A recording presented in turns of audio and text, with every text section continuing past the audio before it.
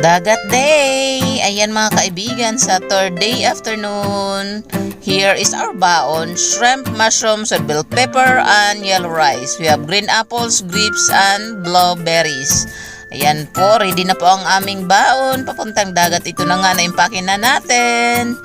At nandito na kami sa dagat mga kaibigan. Ayan, ready na po ang aming tanghalian sa punan. Actually, wala pa kaming kain mga kaibigan buong araw dahil tulog po kami ni Habi. Pagbangon namin, ayan, nagluto ako saglit ng ating baon. Ayan, si Umbrella hindi mawawala. Ayan ang ating working hobby. Ito yung kanyang relaxing day, ang magtambay sa tabing dagat. Dito po kami ngayon sa Perdido Cay Beach. Ibang beach na naman po ito mga kaibigan. Last week sa Pensacola Beach kami. Ayan. So, ayan pa rin ang mga seagulls, hindi mawawala sa eksena. Kahit saang beach meron yan mga kaibigan.